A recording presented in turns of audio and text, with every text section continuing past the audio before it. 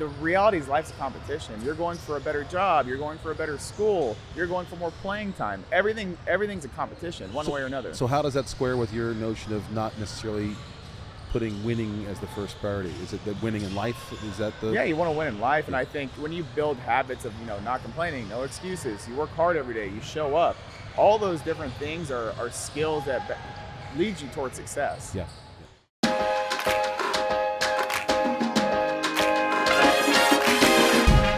Scott Martin, head basketball coach, head of basketball at El Segundo as well? Head varsity coach at El Segundo. Head varsity coach at El Segundo. Yep. That's a big job. It is. More than I expected. Well, explain what that means. I mean, I've been an assistant there for 4 or 5 years now. It's my 10th year total in the program. I've coached every level in the program. Started as the sophomore coach, JV coach, varsity assistant.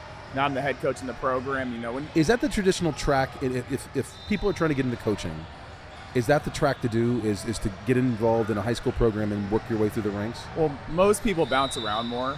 I'm an alumni of El Segundo High School. Been in the program, love the kids. I wouldn't coach anywhere else. Why not?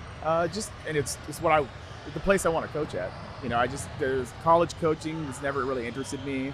Other high schools, kind of for what? If I'm going to coach somewhere, it's going to be here.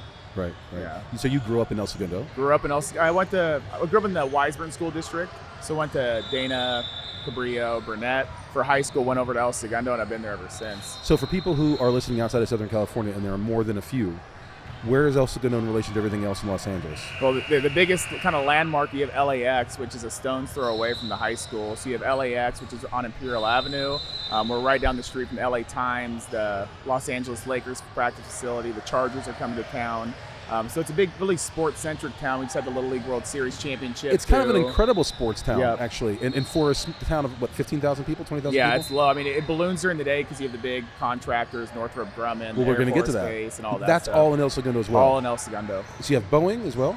Boeing, I don't know. We have Raytheon, we have Northrop Grumman, and we have LA Air Force Base, which is massive also. All there. All there. Then you have the Lakers facility, the Kings facility. Yep, Chargers are coming in too. That's incredible. All in El Segundo. All in El Segundo. So El Segundo, as you mentioned, is right south of LAX on the west side of the 405 and Yep. north of the Manhattan Redondo, Yep. Hermosa Beach trifecta. Correct. So it's a little hamlet, Yep. but it's this powerhouse of sport, which is a really And it's a interesting thing. Midwestern vibe too. So explain what that means. You have Main Street, the community that's really involved in everything. Kind of everyone knows each other, kind of culture in some way, shape, or form. So like the community aspect of El Segundo is very unique, especially in a metropolitan city.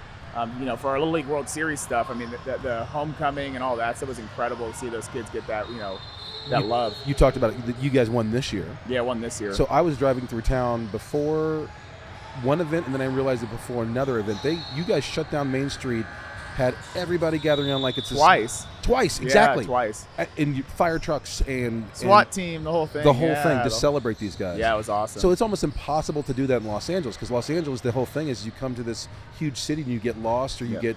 Well, actually, the first lesson I ever learned when I showed up here, I ran into a guy I went to high school with.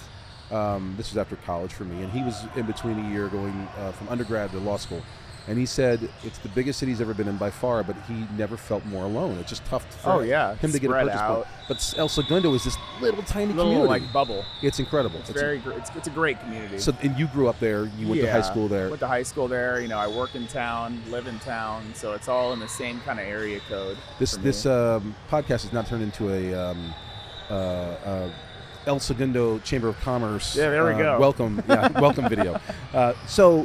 So you coach there. What is it like working in a place where most if not all the families, you've seen them come up? Are they easier on you? Are they harder on you? Is there more accountability? Are they more demanding? I mean, our parents are great. I mean, I can't complain. They're super supportive. The kids have been really bought in. I mean, we've been going 4 to 6 days a week with games and everything since back in the spring. So the buy-in's been incredible. The parents have been supportive. Good academic school as well. Good academic school. I mean, one of our goals as a team is to have the highest GPA on campus as a collective group. How you doing with that? We're getting there. I mean, I'm on the kids hard about their grades. So eventually they're going to stop playing. So we want them to go to the best school possible. You know, we had a lot of alumni come back, which I think's been really great, and come talk to the kids, and you know, they're in their career path now too. What kind of alumni? What are they doing? So, I mean, we've had like Jacob Franco, he was here around last week. You know, he just graduated from Pepperdine. He's getting into sports management, the sports field. I've had Dylan O'Bear, who's one of our alumni also. He's at Texas Tech finishing up with an economics degree. I mean, I'm getting up there to the point where I've seen these guys who I coach in high school graduate college and then, you know, go into their careers. It's incredible. How does that feel? Yeah, how does that feel knowing that you had some small or maybe larger than small impact on them? I mean, that's the main thing. I mean, winning and losing, that's like, you know, that's obviously an important part of the whole thing, but setting them up with life skills, be successful in college, be responsible, be organized, you know, have that teamwork mentality, have those leadership mentalities. That's the most important thing when it comes to coaching. All the other stuff is just little details. You know, there's no reason to get so into your record and all this stuff. Like, if your kids are bought in, they work hard, and they're committed, you're going to win games. But are you also giving them those skills to be successful long term? I think that's the most important part of our program, is we're doing a lot of stuff to make sure these kids are successful. You teach that to the kids? 100%. Is that what you espouse to the parents as well? 100%. They know it's, you know, it's a student athlete. You're not just, you're a student and you're an athlete. Student comes first for a reason. So I think the parents have been great with that stuff too, and you know, doing the little like we do sports psychology with our team. We do team trips and team bonding. I think that stuff is so important to this generation. What kind of team trips, team bonding? Like, we went to Palm Springs this summer. Yep. We did a 3-day trip out there. We just came back from Santa Barbara 2 weeks ago. Went up there, stayed the night. Went to UCSB. Did some like team bonding activities. Especially with the kids, you know, going through COVID, it was Zoom learning. It was not going anywhere. Yeah. So I think it's important for them to be collectively together and buying into each other, which I think that's one of the areas we've been really successful with early. Well, you were about to say something when I cut you off, that it's now more important than ever for bonding. Why is that?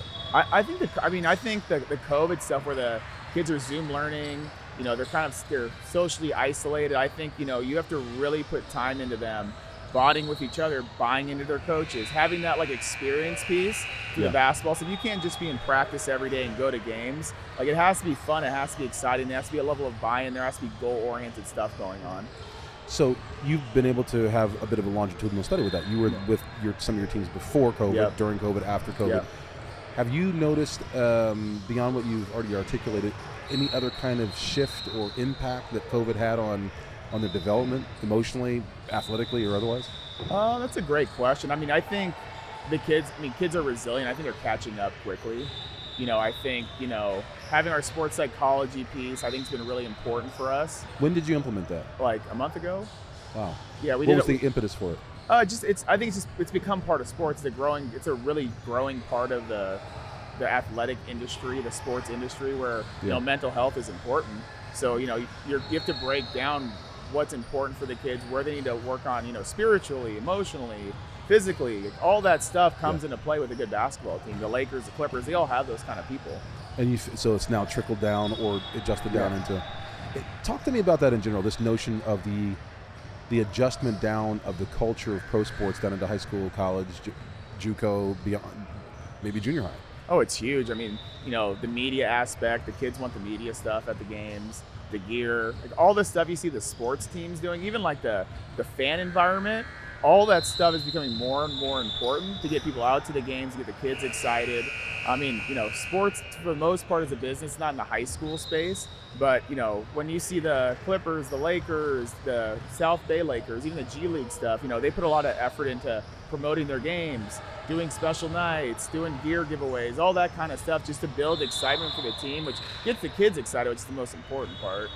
So we do like community sponsors that, you know, buy banners for us. We'll do like t-shirt giveaways, stuff like that, just to get the community excited. El Segundo will support a winning product, as we saw with the World Series. So, you know, when we win games this year, you know, I think, you know, we'll get a lot of community support because of it. So I understand what impact it is for the community to support sport, but how does it go in the opposite direction? Other than you have a great case study with the World Series, but your basketball program, how does it fit into the community? How does it give back to the community? Well, that's a great question. I mean, El Segundo has always been a sports-centric town. Like, even I was at the homecoming football game on Friday. Yeah. Everyone's there. It's packed. You know, we get the same kind of love on the basketball side. I think it's one of those things, just like, you know, Lakers Clippers is a good example. Like, when the Lakers are winning, they're selling out games. Yeah. When they're losing, they're not. So I think for us, it's the same thing. You know, if we put a good product before we win early, the community will show up and support us. And we got moved to Division 5 this year, which is a huge opportunity for us. What does that mean? So CIF built in a division. It's the last year of that model. So we're a Division 3 team, dropped all the way to Division 5 team. So there's the 5A and 5AA. We're in 5A. So for us, that's an opportunity when we do get to the playoffs to actually go on a run. Just because we've dropped so many divisions, we've had a rough couple of years. But hopefully, with how we're looking now, that we have success here in the future. So how are you looking now? How have you built back from where the rough couple of years landed you? I mean, we're working our tail off. I mean, we're in the gym 6 to 8 o'clock every night. We're playing 4 to 6 games a week. We're hitting the weight room. We're doing everything possible. And the most important thing when you do something like that is the kids are bought in. Our kids are all in. So, you know, if they're all in, then I'm going to be more bought into them. So I think that's why we're really excited about this year is, you know, a lot of teams start, like the official start date is October 16th for the season. Yep. We've already been going for 4 months every day. So when you say that, people who don't know the culture of Southern California basketball or club basketball, how have you been going for 4 months without going for 4 months? So, part of your school. Yeah, so it breaks into, so after your season you have spring league, which, you know, scrimmages, practices, stuff like that. Then you roll right into summer league. Yep. And then you have a dead period in there for us was August, so we took all of August off. Then as soon as your dead period's over, you're in fall ball doing the same thing. So Southern California basketball really never stops. And then you roll right into October 16th was your start date for the actual season. And then you just keep going.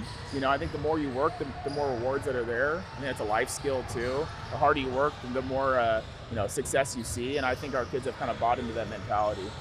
So where do you get that from? Did you learn that when you were going to El Segundo? Did you pick that up along the way in terms of this idea of the balance of student athlete, the balance of hard work, and knowing that there's life beyond basketball that you need to prepare people for? Yeah, I mean, I think my parents probably number one. I mean, my mom came over from Luxembourg, single mom, you know, Single mom from Luxembourg? Yeah, so my sister came over with my sister, married my dad here, and then here I am.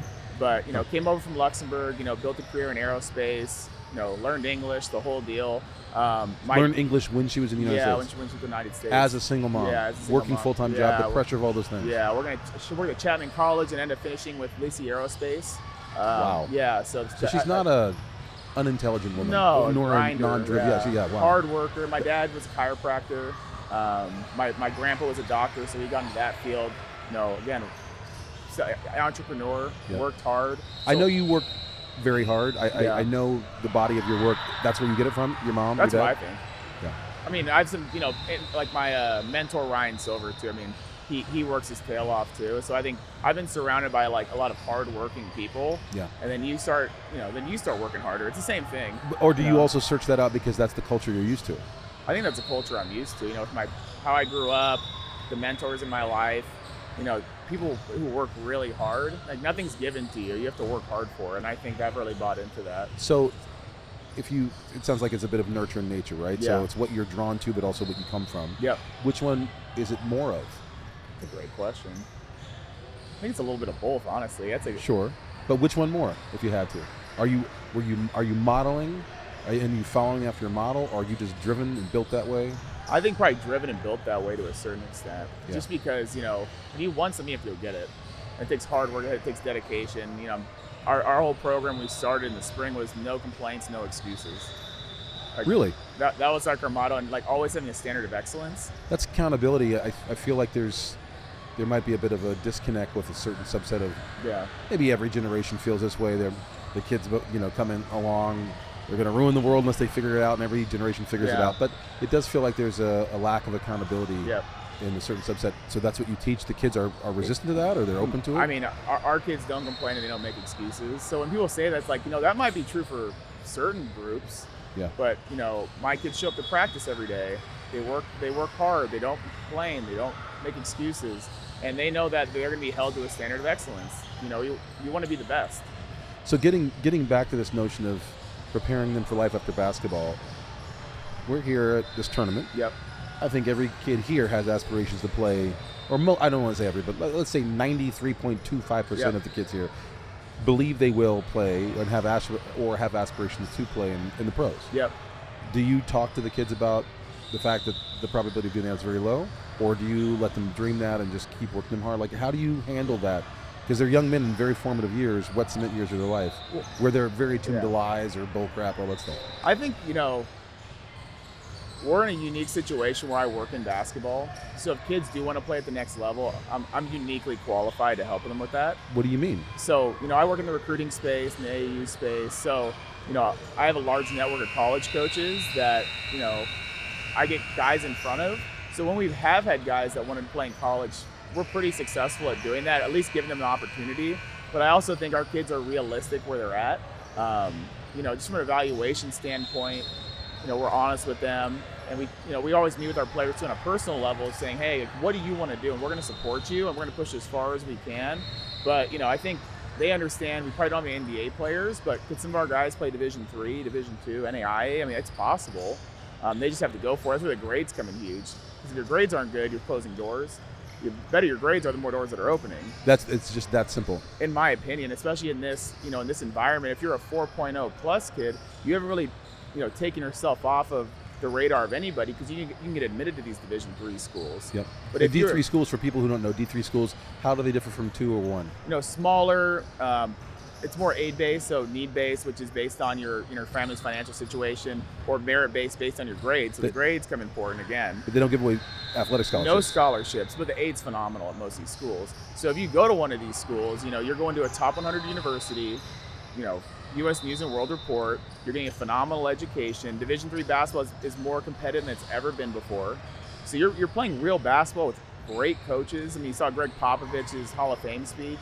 He called out Coach Katz over at Pomona Pitzer. Yeah. I mean, he coached. And you know Coach Katz. Yeah, I know Coach Katz. His son Charlie played in our program too, my club program. So, I mean, all those guys are phenomenal at what they do, and you're getting the athletic part, but you're also getting the educational part, which is a phenomenal kind of pairing. Which part of the dynamic buys in more? The parents, do they buy in more to that, or the kids? That's a good question. I think, college basketball has gotten so competitive that I think people are slowly but surely becoming more realistic. Like, I'm sorry, go ahead. Saying you're a Division I player, like, what does that mean? Unless you have a Division I scholarship, you're not a Division I player yet. So you have to keep your eyes open. Being a Division III guy, going to Grinnell, going to Tufts, going to Occidental, like, you're playing high-level basketball and you're getting a great education, and it's hard to do. And effectively, if there's needs-based scholarships, you could be getting.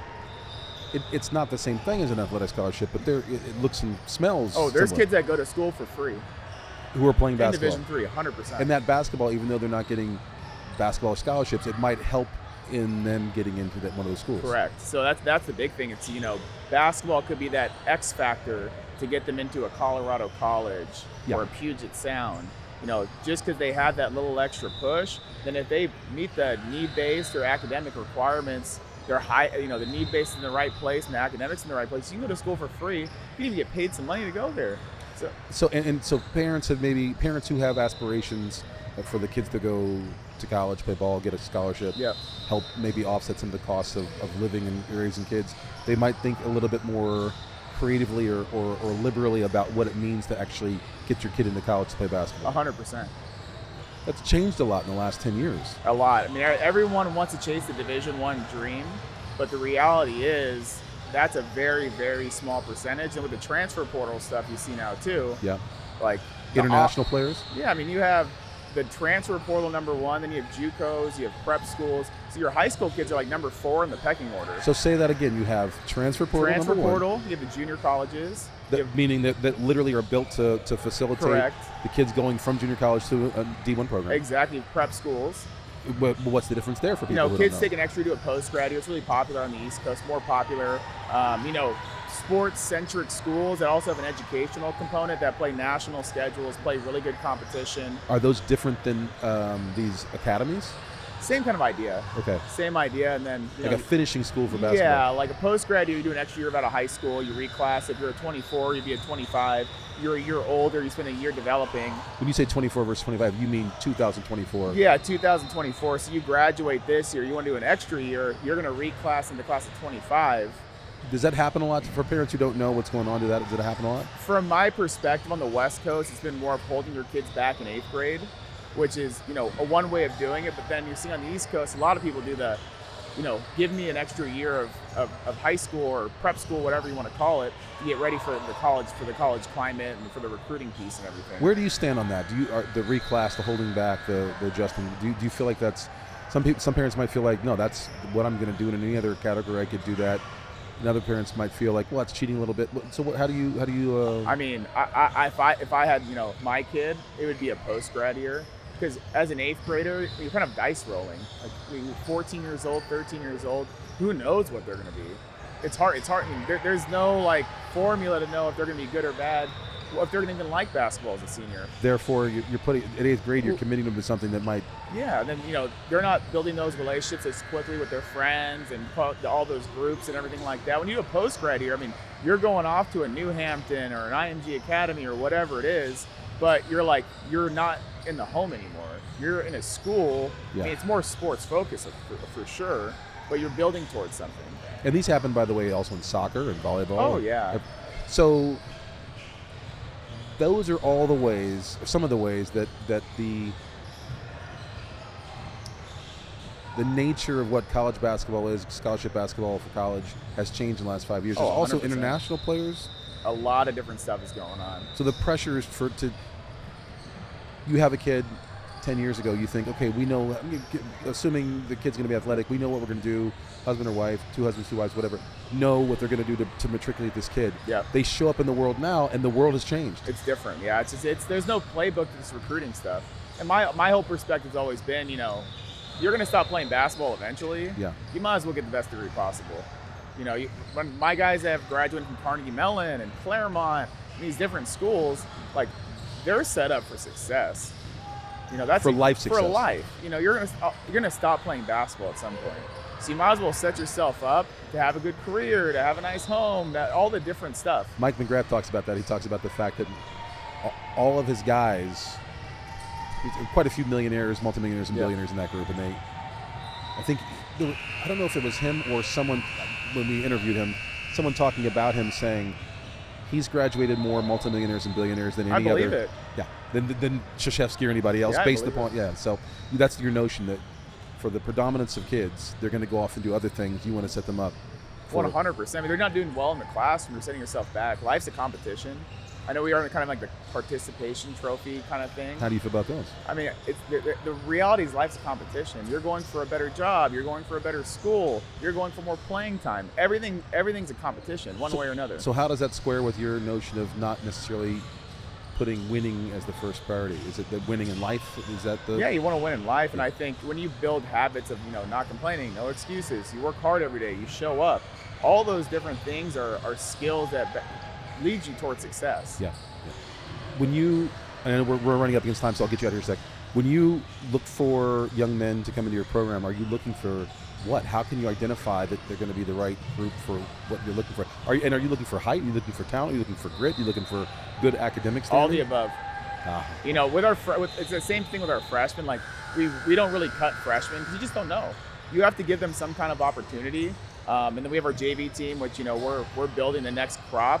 I mean, size never hurts, but we want tough, hardworking, blue-collar kids that will take care of business in the classroom, work hard on the court, be respectful to their coaches, be respectful to their officials, all those different things. And those are the type of kids we have, which goes back to my kind of first statement, is I don't think I would coach anywhere else, just because we have the kids that grow up in El Segundo, even some kids from out of the area that are on the team. These are great kids. Yeah. These are who you want to be around. Because high school, you're not in the business of making money coaching high school basketball. You have to love it. You have to love the kids. You have to enjoy the journey, all those different things. There's no monetary component when it comes to coaching high school basketball. It's all about developing the future kind of leaders of America, the leaders of society, and making sure they're in a good place when they leave the program, that they're successful. El Segundo made you. You're making El Segundo. Scott Martin, thank you very much. Yeah, of course. I really appreciate it. I appreciate you joining us. I'll catch up with you later, and we'll have another talk. Let's do it. That sounds great. Thanks. That's great, man.